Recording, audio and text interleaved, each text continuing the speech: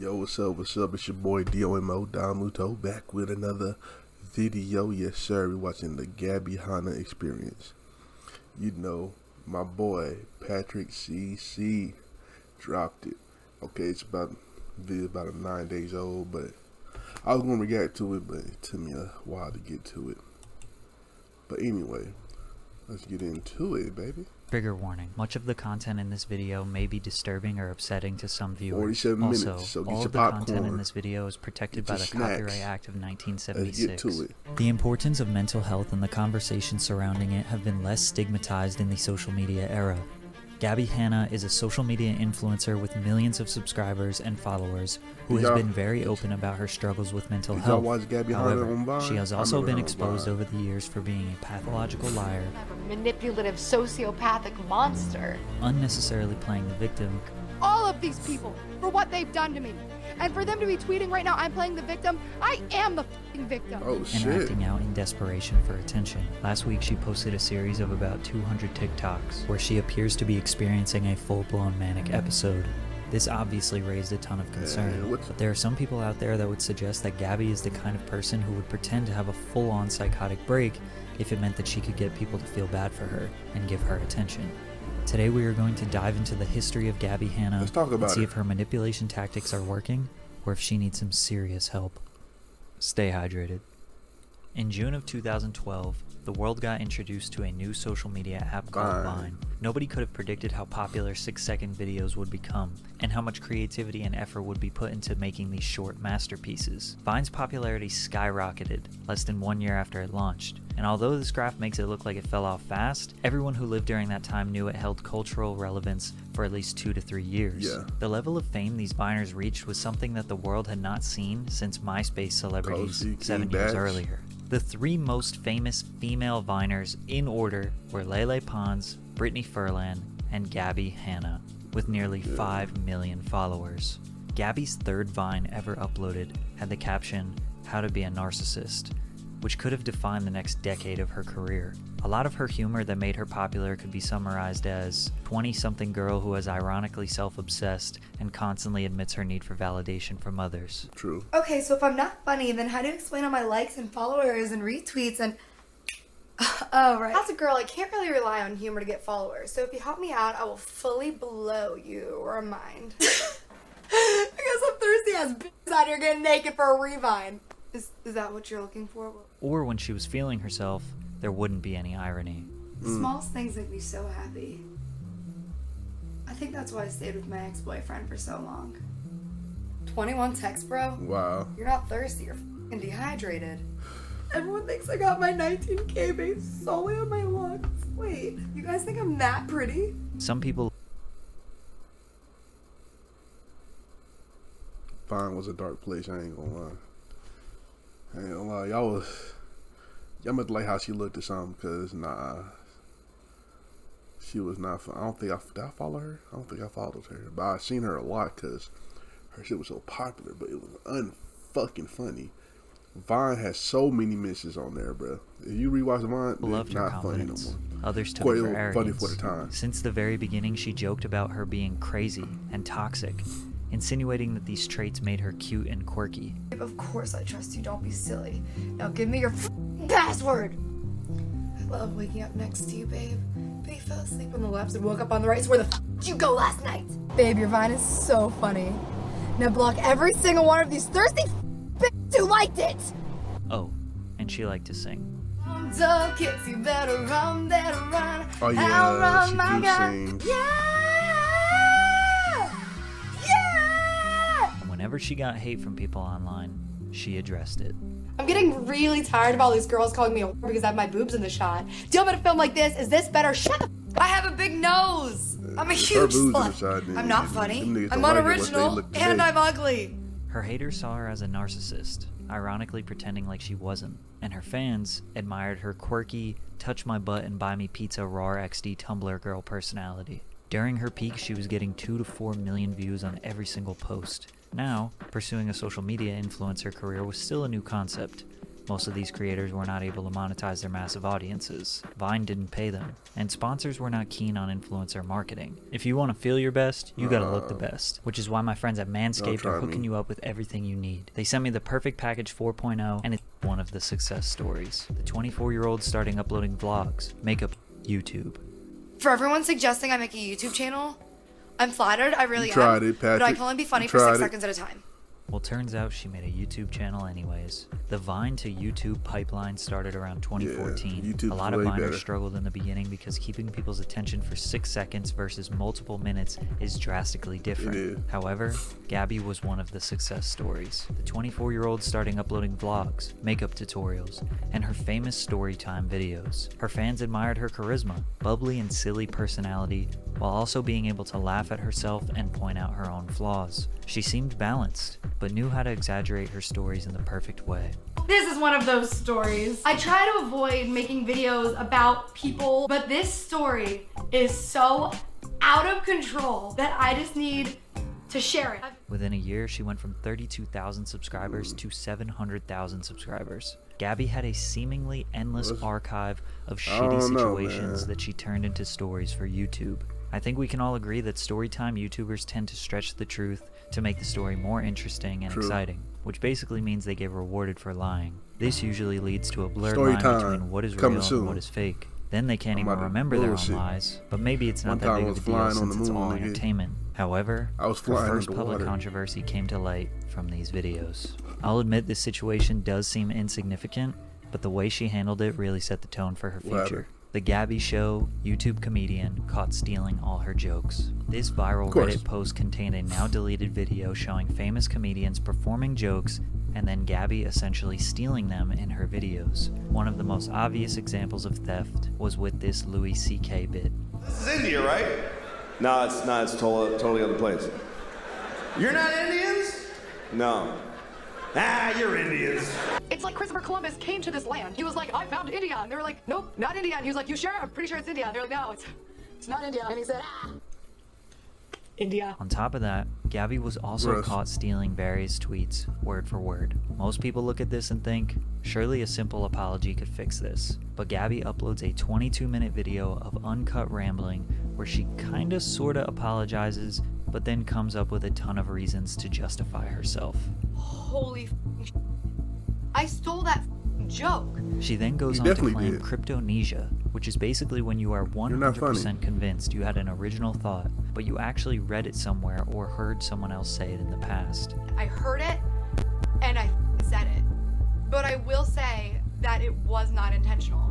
Then her response to stealing tweets. I didn't steal it. I'm not saying that there isn't a chance that tweet stealing, that's normal though. Come on now. My feed, stored it somewhere in my brain, and then when I saw it, I thought it. But even if that happened, I never intentionally stole that joke. Her responses are some of the most classic manipulation. That can happen, but come on. You stole that joke, you stole the tweet. It's alright. You ain't a comedian, bro. It's alright, still jokes. Tactics that can be found with one Google search. I didn't say that, and if I did, I didn't mean it. And if I did, you didn't understand it. And if you did, it's not a big deal. And if it is, others have said worse. Was this all pointless drama? Probably. But what you'll realize is that this becomes a huge trend in Gabbie's life. Minute drama that could be resolved easily, but gets way overblown to such heights that people's lives are affected. In 2016, Vine shut down, and Gabbie focused all of her attention on YouTube, which was the best decision for her. She went from 800,000 to 3 million subscribers in a year. She was uploading multiple times per week and generating millions of views. Pranks, story times, rants, vlogs, it didn't matter what she was doing. People were loving it. She was nominated for 2 Teen Choice Awards. She was touring around the country lip-syncing to popular music. She was collaborating with almost every popular YouTuber at the time. Liza Koshy, Lily Singh, The Dominic Show, Brent Rivera. But despite all of this monumental success, she said 2016 was one of the worst years of her life. She made this claim because of the joke-stealing controversy and a video that Ricegum made where he dissed her. I pass you in subs because you're struggling to grow. I don't think there's anything bigger than your nose. But these criticisms affected her a lot. Like maybe if I got cancer and died, people would leave me the alone. Because all of these really negative things happened to me, I was forced to find ways to survive. Now, dealing with the toxicity of internet fame is tough at times for sure, but her reaction to the trolls seemed a tad overdramatic and a classic way a 13-year-old would respond. 2016 was Gabbie's most successful year by far. She was in her prime. I feel like if you're gonna be on the internet, right? And what the fuck going on? Alright, I'm looking at her fucking title screen. Anyway, if you're gonna be on the internet, it comes with the territory. You're gonna get ridiculed for every little thing that you do. You're gonna be like, that's just like, you're gonna be hated on. Like, that's just normal. I think everybody should know that's just kind of normal, man. You know, it sucks for being a famous person or a famous YouTuber, Viner, whatever. But it just comes with it, and I think people just gotta, like, you just gotta block that out. Like, don't look into every comment. It's just, most people just trolling. Most of it's troll. And if somebody don't like you, fuck it. They don't like you. You know what I'm saying? You got 8 million subscribers. Somebody likes you. Somebody likes you.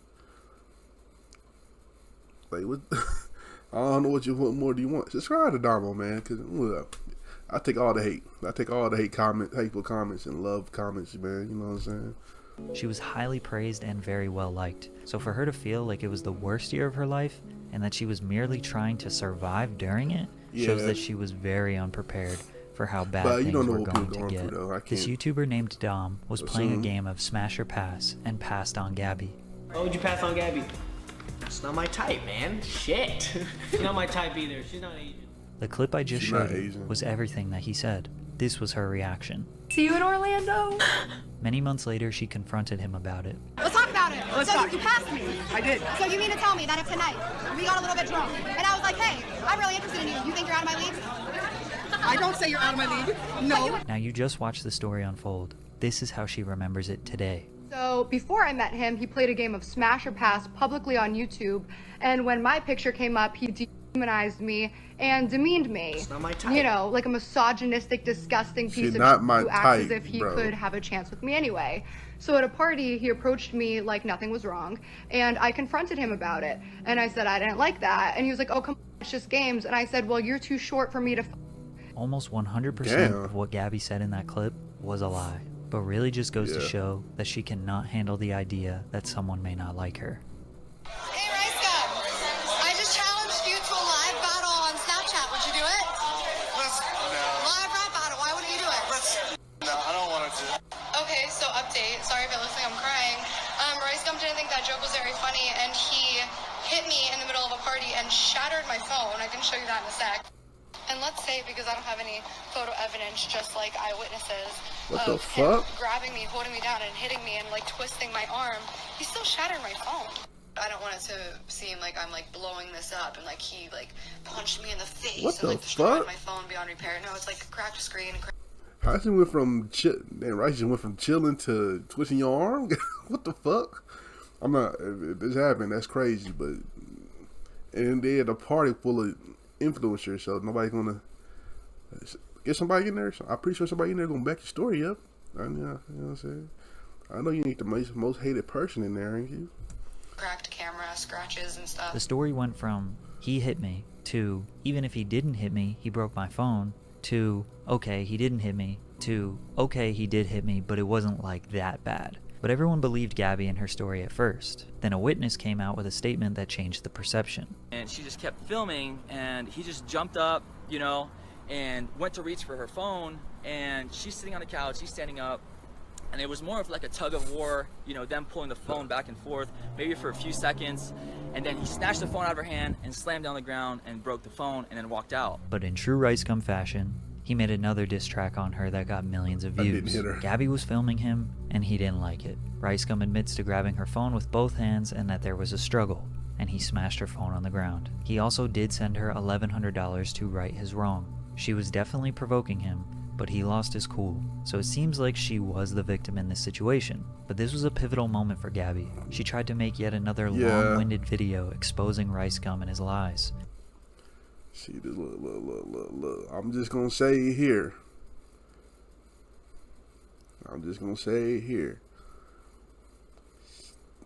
White women do this all the time to people of, especially when it's a person of color involved. Because Rice Gum, I think he's Asian, right? He's Asian, right? I don't watch the context. So I'm just assuming that I think he's Asian for what he looks like. Don't hate me. But yeah, white women do this all the time. Play the victim, exaggerate the story, then send hate towards the person that's of color. And of course, we don't get it worse because we already got a target on our back. So if she doing that, that's pretty fucked up. You know what I'm saying? Really fucked up. But he wouldn't engage in a back and forth with her. The masses still sided with Rice Gum. The public perception was that Gabbie should not have repeatedly shoved a camera in his face, and that Rice Gum's actions were justified. She would say many years later that this situation ruined her. Because I haven't been able to be myself since, like, Rice Gum assaulted me at a party, and everybody sided with him, and then he made a music video about it. What do you mean I start drama with people? Like, where? And I realized it all goes back to Rice Gum, like that situation. I never considered that like starting drama. This is like a real disconnect that I had from the rest of the internet, I think. But Gabbie kept it pushing. She released a poetry book called Adultolescence in mid-2017. The book, quote, touches on a wide range of topics, from funny advice that I can give you and dreams, to more serious topics like mental illness and homelessness, depression, and anxiety. I'm not sure how it performed, but in 2020 a lot of people made critique videos about it. I don't know why it took 3 years, but I guess when it came out it wasn't popular enough to make a viral video. Right. Most of her poetry can be summarized as, I'm 14 and this is deep. But she was still crushing it on YouTube. I mean, every video she posted got over 1 million views. Sometimes even 3, 4, 5 million. The love definitely outshined the hate. And she had the most valuable and die-hard fan base of them all. Teenage girls. Many of us know that celebrities who have mostly young female fans are the most loyal, cult-like, and sometimes toxic fan bases. I will say this about Gabbie. So no matter what Gabbie did, they were riding for her. Gabbie had expressed her love for singing for a long time, and she made a ton of videos that showcased her singing abilities. But she never wrote and recorded an official single to release as an artist. That changed on September 6, 2017, when she debuted Out Loud on her YouTube channel. The song was beloved by her fanbase. It was a high-quality, professionally produced single, like something you might hear on the radio. Now at almost 5 million subscribers, Gabbie had a lot to be proud of, and now a seemingly promising music career. She dropped another song, Satellite. Shortly after then, stopped uploading on her main channel for months. A cardinal sin for YouTubers. Oh, shit. She continued to vlog on her second channel, but would stop posting consistently on there as well. We've seen many YouTubers think that they're going to become full-on pop stars or rappers when they have 1 or 2 good songs. They are quick to abandon their core audience on YouTube, but it almost never works that way. Fans get angry. Fans get upset that you're no longer feeding them the content that they once loved. She would return to her vlog channel for update videos. They were a little more raw and uncut, but people were suggesting that she was doing it only to promote a new single, and they were probably right. Her first upload back on her main channel in 7 months was a new single, Honestly, which debuted number 21 on the Billboard Bubbling Under Hot 100 charts, which is basically like the most popular songs that haven't reached the official Hot 100.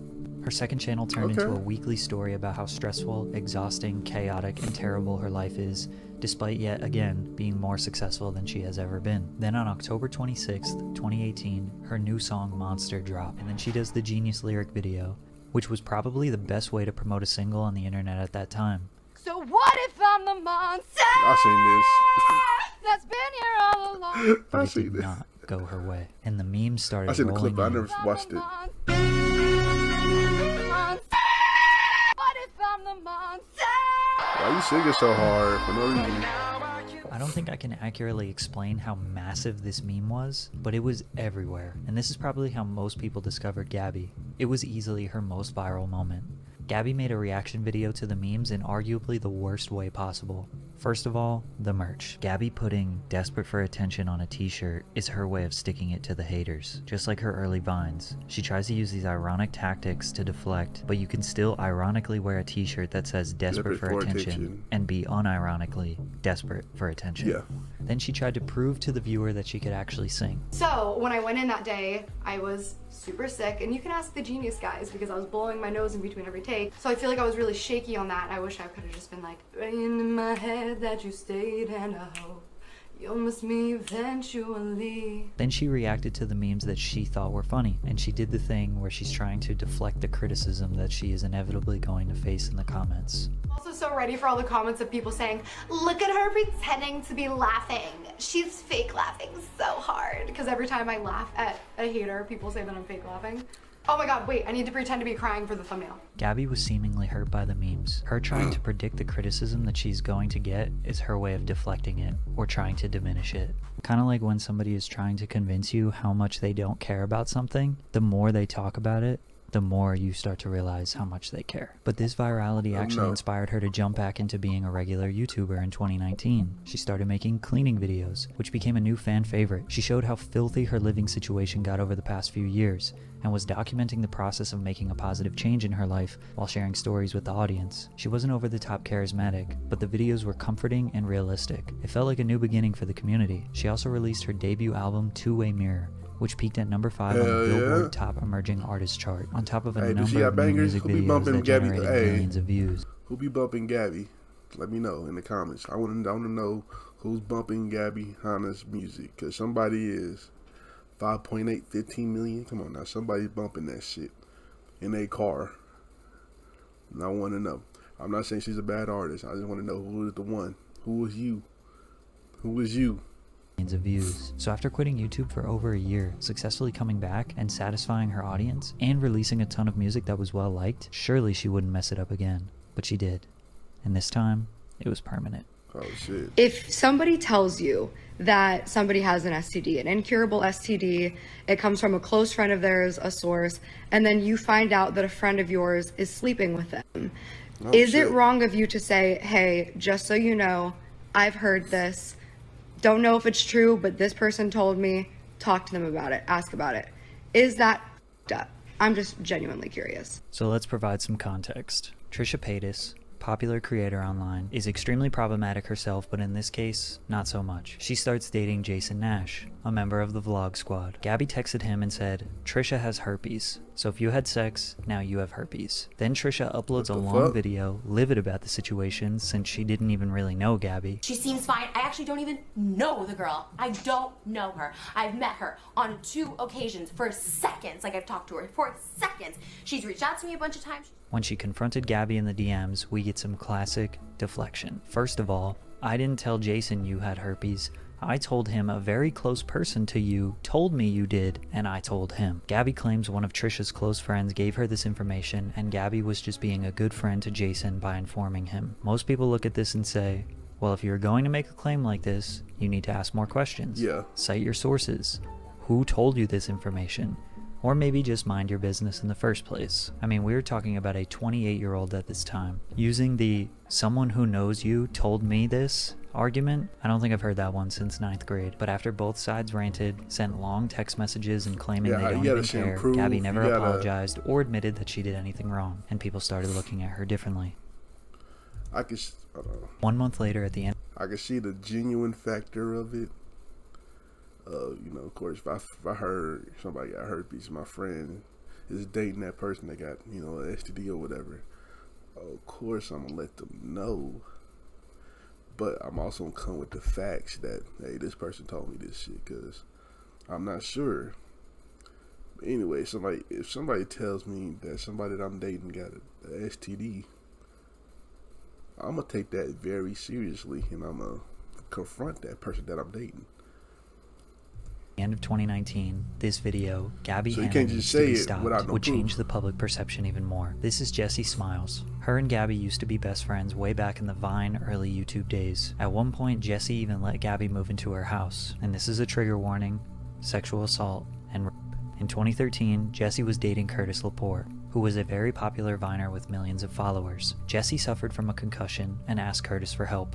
She went to his house, fell asleep, and allegedly woke up to him having sex with her unconscious body. She filed a police report privately, and he was arrested in September of 2013. TMZ broke the story to the public, and fans immediately took Curtis's side and attacked Jesse. He was being charged with felony rape, but Curtis took a plea deal and was charged with felony assault that was later reduced to a misdemeanor. He got some community service and a slap on the wrist. People take plea deals for many reasons. Sometimes trials are lengthy and expensive. Sometimes they know they have a high chance of being found guilty. Nobody knows exactly what happened between the two because it did not go to trial. However, he did take to social media to brag and insult Jesse after his plea deal. Jesse found out that Gabbie was hanging out with Curtis and his friends in 2014. If someone is your best friend, they wouldn't typically hang out with someone who pled guilty to assaulting you. Obviously, Jesse was mad, and they cut ties with each other. Slowly over the years, fans watched the story times from Jesse and Gabbie and realized they were potentially talking about each other. Gabbie's "stole my best friend's boyfriend" or "psycho roommate" story times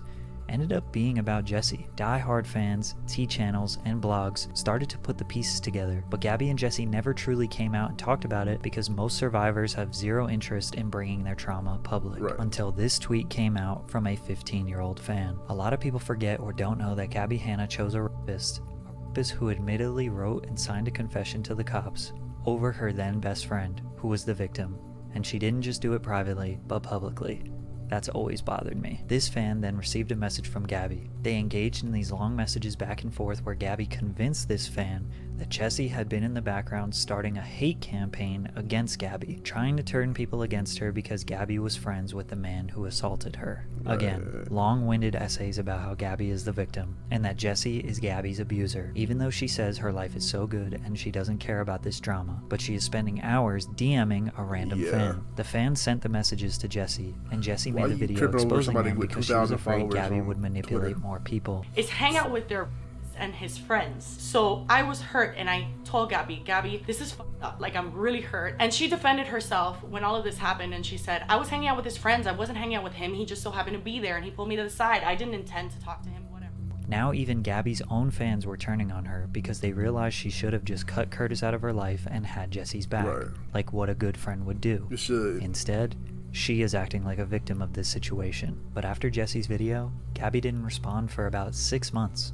The day after her response, she dropped a new song. Her response to the drama was just more playing the victim, but she does say, I have zero association with Curtis Lepore. Gabbie says that her and Jesse's fallout is something totally separate and private, but Jesse says, no, our fallout is because you are a, quote, apologist, which is basically someone who shows more concern to the predator rather than the victim. Gabbie has accused Jesse of being abusive, manipulative, narcissistic, conniving, hateful, evil, and although she says she would never defend Curtis, she has never once said anything bad about him. Plus, Curtis himself even said that Gabbie reached out to him and told him how sorry she felt for him.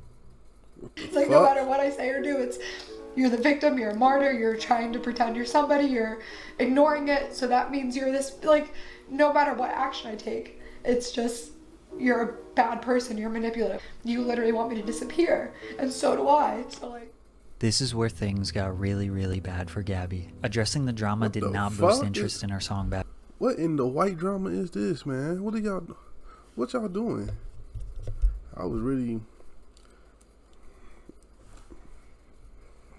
I don't know what's going on. Okay, so let me put everything in perspective. Her friend got R-worded. C, Gabbie, hangs out with the person that R-worded her friend. That's crazy, which is crazy as fuck. Wild. And now she's sad that the internet that people are attacking her, or her friend is mad at her for hanging out with the person that R-worded. Of course, who the fuck would not be mad if I get my ass whooped? Look, if I get my ass whooped, my homeboys start hanging out with the nigga they beat my ass, I'm gonna be mad at my friend. What the fuck, you hang out with that boy? Nigga done whoop my ass and shit. Like, what we doing? Bad karma. Ironic. Her views started dropping. Her music wasn't selling. People were fed up. She started blaming everyone but herself. Because I'm collecting all of the data and the evidence that my music videos, Glass House and Bad Karma specifically, that I can prove right now, were shadow banned and like hidden from my audience. I'll admit, YouTube is extremely frustrating. Even I have troubles with monetization, censorship. It's not a perfect platform. But she was talking about the performance of a music video. Music is subjective. Sometimes even your own people don't like your song. Like the pain you feel when that thing like fails, just as like a creator and an artist, is like an ego hit, and like you get your hopes crushed and like your expectations crushed. And that like when I told them that I was literally on the brink of suicide from what was happening to me, because like threatening self-delete because of a low music video performance. At the end of the day, you just gotta keep it pushing. It's a roller coaster. We all have ups and downs. Like your music, she kept releasing music, and the views just got lower and lower. But we're still talking like 500K, 1 to 2 million, maybe a little less. Like, still way better than your average artist. So a month goes by, and she decides to bring up some drama again. Not everybody's gonna be Ice Spice, bruh. Not everybody's a Munch, you know what I'm saying? You're gonna talk about my mental health as I'm having a mental breakdown because you gaslighted and mentally abused me for months, and now I'm talking about it and I'm losing my mind? To have the audacity to question somebody's mental health and mock them while they're having an emotional breakdown because of what you did, you narcissistic abuser piece of shit. Now, she does have a little bit of a point here. Nobody wants to mock somebody's mental health. Right. But remember when she was DMing that fan about Jessie? Well, she mocked Jessie for being on medication. She's called me so many times saying she's been on meds and is better now and was sorry for everything. When I have never called Gabbie Hanna and said, hi, I'm on medication. I'm so sorry for everything. I realized I was wrong. You know, you're always talking about mental health and therapy and, you know, how you've gone through your journey with that. Like, it's so weird to me that you bring up someone else's medication that they talk to you about in private. But despite Jessie being attacked by Gabbie's stans, she decided to leave it alone, so it fizzled away for a little bit. At the end of 2020, Gabbie entered her super chill stoner character arc. She did story times, dropped some more music, but her views just kept going down. Don't worry, her life was amazing. Dude, I have such a good life. Like, I love my life. I have a sick life, a sick place to live. I have a sick boyfriend. I have sick friends. Like, I have so much sick in my life. Gabbie vlogged every day around Christmas of 2020, and then took a break from social media for 4 months before returning in April. At this point, it had almost been a full year of no drama. Her return to YouTube and TikTok was strange. I'm back, bitches. And I don't want to hear I'm acting different. Being good. I'm a bad bitch, and I'm sick. There was also this tweet: daily reminder that I could fuck both your parents and the one person on earth that you love, but choose not to. I love you all. Have an amazing day. Gabbie, from the bottom of my heart, I want to thank you for waking up today and deciding to not have sex with my parents. You are such a good person for choosing not to do that. Like, what did she want people to say to that tweet? Thanks? In June of 2021, things were about to get wild. Gabbie did a BuzzFeed interview called Why Is Everyone So Mad at Gabbie Hanna?, where the 30-year-old essentially blames Jessie Smiles, drama channels, Twitter accounts, trolls, and everyone but herself for the low performance of her music and YouTube videos. When the interviewer asked about the Curtis Lepore and Jessie situation, she said, who didn't I apologize to? I gave Jessie Smiles an apology. It feels like I'm always dishing out apologies and I've never once received one, and that to me feels a little chaotic. I have personally never seen the words I'm sorry come out of Gabbie's mouth without having but come right after it. I'm sorry, but now Gabbie's stans are barraging Jessie in attempts to get her to see this article, making her relive the most traumatic experience of her life. And after going 1.5 years without saying anything, this was the straw that broke the camel's back. Jessie released a private phone conversation that her and Gabbie had, where Gabbie admits to, and then I told him, why would you listen to him? Why would you listen to him? Like, really? Why would you? He, like, even... I was getting ready to defend you. Like, I was but for what? Just don't... Just say, no, sir, thanks. Like, fuck you. Like, even though she's not my friend, I don't want to hear how you think you did her. Literally, I deadass was waiting for him to lie. And, like, who cares? Like, just hang up. Fuck him. Jesse, I wanted to fight for you, too. Don't, like, literally him. I agree. I agree. But like when he said that, I literally wanted to catch him in his lie. So then for what? He told me his story, and I told him. Well, so why is this a big deal? Again, if you're my best friend and you tell me this person assaulted you, I'm riding for you. Right. I don't even care what they have to say. Especially after they were found guilty by a judge. But that's just how I roll with my best friends. I don't know about y'all. This 3-hour phone call was leaked. All of the fans noticed how manipulative and toxic Gabbie was. You do it and siding with Curtis that day, and yet you are fighting the whole internet. Well, never mind. I wasn't using my trauma to do it and saying this never happened. That is apologistic behavior that I forgave you for. So if everyone wants to call you an apologist, I'm not. So why are you talking about it in 2020? Why are you talking about it in 2020 then? Because you are. Jesse, what are you talking about? You did this. Do you not realize that you did this? Do what? Do you not truly, truly see that everything that is happening right now is a direct result of what you did in every way? In light of Jesse releasing the phone call, Gabbie uploaded a video called Confessions of a Washed Up YouTube Has-Been. In this video, she gives an update for her fans and explains that she will be releasing a multi-part series addressing every controversy she has ever been in the past few years. She prefaced us with some information that this series was filmed before she started treating her ADHD, which some people look at her as essentially deflecting some of her behavior on this disorder. Also in that BuzzFeed article, she said, "Of course I was a f***ing asshole. I have a neurological disorder that was unchecked, and I wasn't taking care of my mental health." So it kind of seems like she was maybe trying to get people to feel bad for her for not taking care of her mental health, even though she's 30 and like probably should be handling those things. Chapter 1 was about stealing jokes and the rice gum controversy. Chapter 2 was about the Bianca controversy, which is the one time where I believe Gabbie was actually targeted. Gabbie made a video called Transforming Myself into a TikTok E-Girl, where she was scrolling through an article that explains what a TikTok E-boy and E-girl is and what their aesthetic is like. Gabbie is skimming through the article, not reading it, just looking at the pictures and commenting on their outfits. The last picture is of a 17-year-old girl named Bianca Devins who was tragically murdered. Gabbie very obviously did not see the text.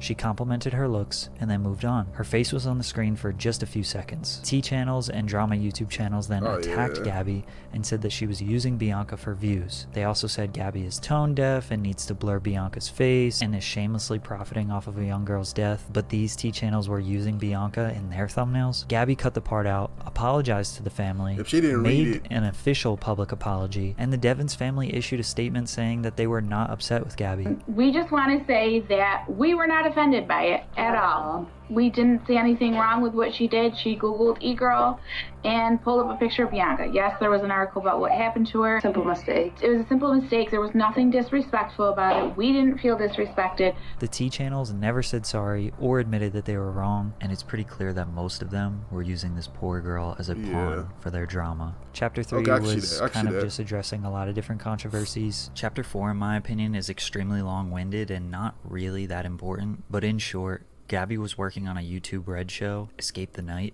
and everyone said she was a nightmare to work with. She even admits that she was a nightmare to work with, but somehow was still a victim of bullying. Good, like I was just unprofessional. Dude, a lot of people have a lot of stories about me being unprofessional. I promise you that. Like there's no shortage of them. Yeah, probably. I used to be really difficult to work with, and probably in the wrong setting, I'm still really difficult to work with. But again, throughout this, she was putting up screenshots of symptoms of ADHD, sort of insinuating that it's okay to be a nightmare to work with when you have ADHD. Also in Chapter 4, she talks about a scam product she promoted a few years ago, Kenza Cosmetics. That's the thing. When I say like I'm sorry to the people that I've like hurt through that, like I would never ever want to fucking scam my fans, and that's— I didn't talk about this because nowadays with NFTs and crypto pump and dumps, basically every influencer has promoted a scam and felt no remorse. Gabbie is no different. In Chapter 5, she goes back and forth with Trisha Paytas seemingly forever, all of it stemming from that STD comment that she wrongfully made 2 years earlier.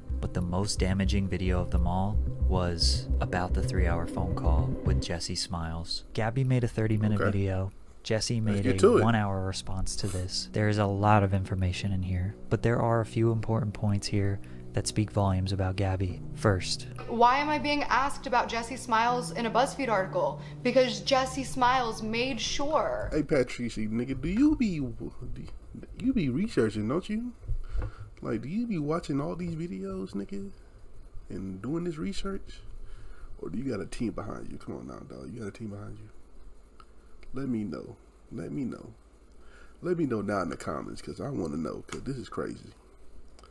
Because you be popping the videos out saying that I would be asked about her for the rest of my fucking career, probably. In an interview, you have the right to not speak about any topic, especially with a major publication. If she didn't want to be asked about Jesse, she can just say, no comment, and they will not publish it. Gabbie seems to think that Jessie has made it her life's mission to accuse Gabbie of being friends with Curtis. So Gabbie is a victim of being friends with a rapist. All he asked was to be heard, and I listened. I've seen Then Curtis' face she before. explains how Jessie goes about attacking her. You don't see the hundreds of tweets that she mass unliked. Mass unliking tweets. This would imply that Gabbie keeps track of what Jessie is liking on Twitter and trying to use those likes as evidence of attacking Gabbie. You don't see the tweet and delete. Then she puts a tweet on the screen that Gabbie is not mentioned in. Therefore, she is assuming Jessie is talking about her in any tweet that is negative. You don't see the voice messages and the text that she sends me threatening me, crossing my boundaries. Then she brings on the screen text messages of Jessie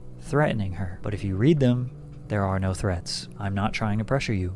I don't need or want to sit down and make a video. This whole message on the left is Jessie asking to keep things off of social media. I'm not saying I am making a video. I haven't made up my mind yet. Making a video is the last thing I want to do. Literally all of these texts are Jessie begging Gabbie to handle this with her privately, off of social media, out of the public eye. I need you all to pay attention to Gabbie right now because this is just a small detail but shows how her logic is not sound. You don't see the tweet and deletes. She just said that she uses deleted tweets as evidence of Jessie attacking her. Then listen to this. And telling me that if I don't do what she wants, that she's going to put out another video with more evidence. And the evidence being tweets that I deleted in 2014. So you can use Jessie's deleted tweets as evidence even when you are not mentioned in them, but Jessie cannot use your deleted tweets as evidence?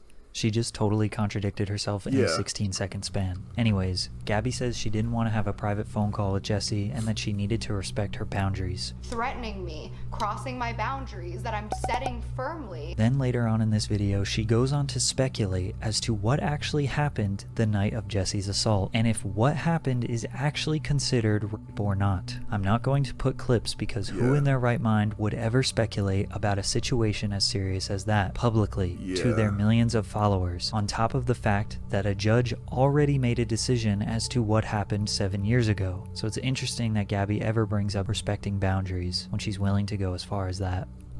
Here's another random situation where she used a text message as proof and claims she tried to reach out to this person, and the person in the text says, "You have the wrong number." He ignored my call. I texted him. He said that he didn't want to talk because he was sleeping. You have the wrong number? Alex? I have a new number, so you might not have this one. Nope, this isn't Alex. Oh, this is Gab. You free to talk? How can you argue with somebody that literally put a... Ooh, what the... She weird. Even if let's say the Alex dude or the Alex person was trolling and said, "Oh, you got the wrong number." Still, why are you arguing with... She's arguing with herself. She's talking to herself. Nah, she need help. Nah, she needs something. I don't know what she needs, but she needs something. Text message on the screen as proof that she reached out to someone number. That literally in the text says, "This is not the person you are trying to reach." And if you need any more reasons why you should question everything Gabbie says, here you go. I've been living in constant fear that a lie that I don't even know I'm telling is gonna catch up with me because I don't fucking remember it.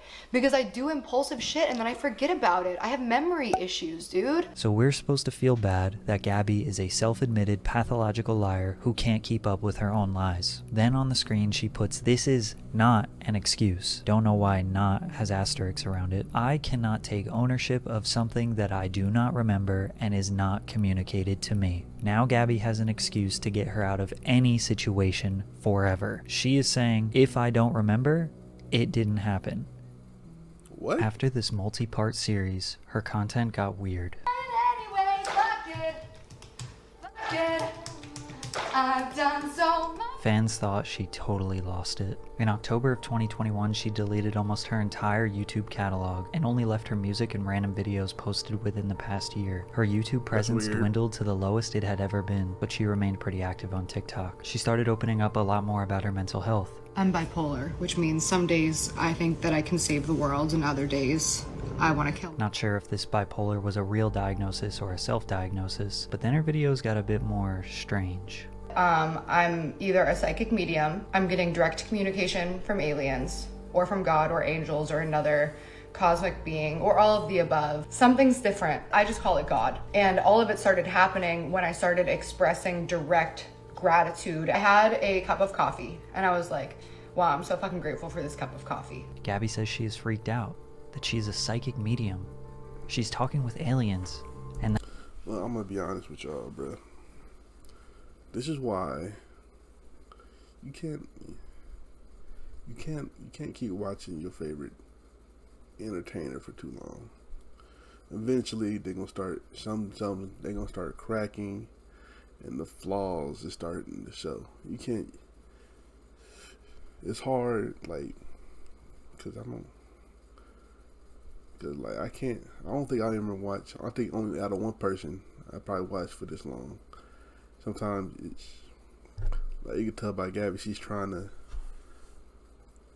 I don't know what's wrong with her. Hopefully, she's getting the help that she needs, but you can tell that she's trying to. It feels like she's trying to stay relevant, and so she's trying to relate and show that she's relative and everything like that, and that's kind of weird. I mean, I don't know. It's just weird. I don't know. Yeah. And that all of this started happening when she started being grateful for her life, her friends, her coffee, and goes on to explain some of the most normal human experiences. Gabbie Hanna thinks she's living in an alternate reality because she's feeling very normal human emotions. Wait, your third eye is opening. This happened to me too. 100. Stay tuned for this fucking ride. And just last week, Gabbie would go on to post over 170 TikToks in 48 hours in what seems to be a full-blown manic episode.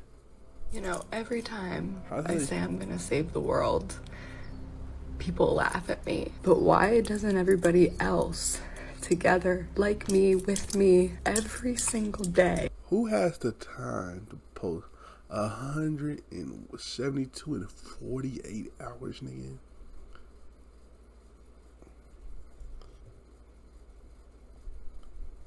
Nigga, I got a life, nigga.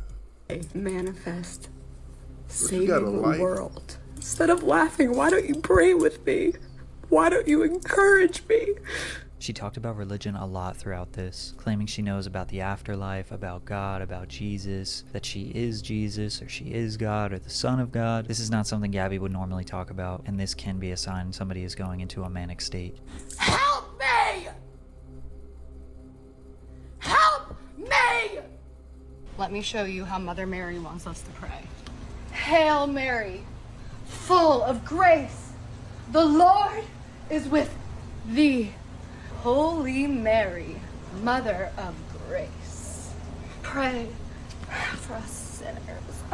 I did it. I beat DID. I beat ADHD, depression, anxiety. I beat OCD, obsessive compulsive disorder. Because people, humans, your brothers and sisters who have gone to hell and back, realize everybody wants to be Jesus. It's all going to be all right. Praise be. It's all going to be all right. She would seemingly snap out of it for a little bit and go back. Y'all need to unfollow her. Y'all should unfollow her online. I ain't gonna lie. I don't know what the fuck is going on here. I'm confused as fuck. I need to stop pausing. To the normal Gabbie of kind of bragging about her life and how amazing it is. So people were questioning whether it was a stunt or not. So many people who actually don't give a fuck about anyone but themselves, regardless of how hard they've been lying to themselves for a very long time, are so concerned for me because I'm manic, right? As I sit in my cozy, private loft on top of my house. Look what the internet did collectively to hate a fucking woman for no fucking reason other than fun. Look what we are capable of collectively if we would remember we instead of always fucking attacking she. And that's why I am so successful. My house is paid for. My house is paid for. My house is paid for. It's almost like it's almost as like I'm in heaven and you're all still stuck in hell. That I could actually be the second coming of Jesus Christ God does have dark humor. He is a horny, sick It's okay to have dirty thoughts. I can teach you how to feel better about them. Now, there's definitely nothing wrong with expressing your religion. Sure, maybe she didn't normally do this, but who knows, maybe she had a spiritual awakening. But then she kind of started offending people. I am an accomplished author of 2 New York Times best-selling poetry books. I have around or more than 20 million followers. Is it because I'm a woman of color? It's actually kind of stressful being a woman of color, a young woman of color in a white as rich neighborhood. I keep telling you guys that. I'm Middle Eastern. I traveled from Lebanon, a Maronite crusader of the Catholic Church. Gabbie is from Pennsylvania. She claims that she is a woman of color because she is from Lebanese descent, despite looking and probably identifying as white her whole life. I grew up in a black neighborhood. I was actually the only white girl in my neighborhood outside of my sisters, but I rode the school bus alone. I was the only white girl on my school bus. And here's a bit of irony. They made me sit in the front. All the cool kids sat in the back, and they bullied the fuck out of me. They twisted my hair, they pulled it, they called me names. They didn't let me play with them because I wasn't like them. But my best friends at school were still the black girls because they were the kindest. And just when you thought things couldn't get any worse, a random stranger found their way into Gabbie's home. What you are seeing here is a man named Nick knocking on Gabbie Hanna's door and asking if he can come inside to use her bathroom. Oh, hi. Hi. Think I can use your bathroom? Yeah, sure. Yeah. Come on. All right, everybody, I'm literally inside of the house right now. A friend just texted me, and I told him that I was gonna go on a run for a guy who showed up at my house and was just feeling a little lost, asked to use the bathroom, and now we're gonna go for a run together. He asked to pray with me. It was really nice. And his text was, Gab, listen to me now. Get that man out of your house. Gabbie goes on to explain that a friend of hers reached out and said, Gabbie, kick that guy out of your house right now. But she assures that Nick is friendly and that he's nice and that he won't do any harm to her. We know he means well, but Nicholas is good. And we're gonna go for a run because we already prayed and had our coffee and listened to music. Yes. Is this real? Is this real life? Is this real life? Did she just really let a stranger in her house? And this nigga making a video talking about, oh, I'm in Gabbie. Keep in mind, I mean, Chloe Bailey put me in her house. I'll be like, I'll make a video. Hey, I'm in Chloe Bailey's house. But anyway, that's besides the point. But yeah, this is weird. This is weird behavior. I don't know what the.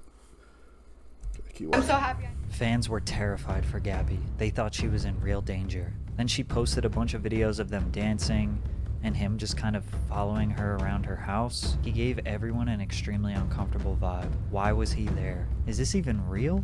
By the way, Nick, I know you know who I am. Come on. Why did you lie to me this whole time? Why did you lie to me? That's for my acne, you dumb cunt. Get the fuck out of my house. Now. Now. Now! After Nick got home, he decided to go on TikTok and explain why he was there. Yeah, I was trying to get her to eat something. I was trying to get her to drink something. I was looking at the medications that she had. Maybe if I could try to like get a medication into her body that would help her come out of the psychosis. I've seen it before. I've had friends have dealt with it before. So he was saying that he had real life experience to be able to help, but while he was there, he posted this TikTok. I honestly would like to help. I don't know what to do though. So if anybody has any suggestions, I'm here. Everybody says somebody needs to help her. So this man went to a social media influencer's house, scoured through her medications, and tried to get her to take some pills. At some point, Gabbie realized what was going on and kicked him out. Also, during this 48 hours, the cops came and did 2 wellness checks on her. Both of the times, they decided that she was perfectly okay. And Gabbie just kept doing what she was doing. I'm gonna keep reminding you that I'm Middle Eastern, and I have always been Middle Eastern. But for some reason, isn't it so weird that the world insists on seeing me as white? And after 48 hours, eventually Gabbie calmed down. According to her, 2 psych evaluation professionals declared there was no need for any intervention. So if the professionals said that she was okay and healthy, what was all of this? A manic episode? An attention stunt? A giant joke? I found out yesterday I was on TMZ again. But just like Brit, hey TMZ. Gabbie has burned every bridge she ever had. She damaged her reputation even to her own followers. Time and time again, she abandoned the audience that made her who she was. She got into controversy after controversy and never, not once, took accountability for anything, even though she really thinks she did. Every apology had a stipulation. She was always the victim. She stooped as low as to say that she can't be held accountable for anything she doesn't remember. Sure, she has mentioned her ADHD disorder and potentially a bipolar disorder, but we don't know anything about her medical record, so it's tough to speculate on that. Before a couple weeks ago, her relevance dwindled to an all-time low. Nobody was making videos about her, none of her songs were gaining traction, even her live shows had a max of like 40 people in the crowd. Gabbie now has the spotlight back on her, and for better or for worse, she loves it. A lot of the drama channels and T channels are now expressing sympathy for her. Her biggest enemies online are now worried about her, wishing her well. Nobody would assume this is all an attention stunt because we don't want to further the stigma against mental health. We don't want people to look at mania and think they must be faking, because then people will have a hard time getting the proper care they need. I mean, faking Tourette's, faking cancer, faking death, we've seen some people go pretty far. But if Gabbie does get the proper help she needs, gets back into the good graces of all her enemies and all the people she battled with, then goes back to the Gabbie Hanna her fans used to know and love, then everybody wins. But especially Gabbie. What the fuck was that?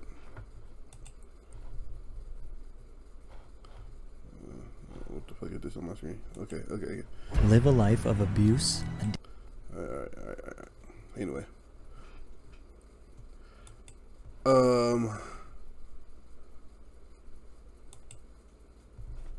I don't know the fuck I just watched. I ain't gonna lie. I have not kept up with Gabbie since Vine. I think I seen her in a couple of videos on YouTube before with like Shane Dawson. I used to watch Shane Dawson and shit. But anyway, yeah. Hopefully, if she's getting help that she deserves. I'm gonna say that first. Hopefully, she's getting help that she deserves and stuff like that. It seems like to me an attention seeker, but I'm gonna keep that to myself. Maybe not. Maybe she really has a problem. I don't know. It's all weird. That's all I gotta say because I can't really explain what I just watched. But anyway, if you like my reaction, make sure you like, comment, and subscribe, and I'll catch y'all next time. Peace.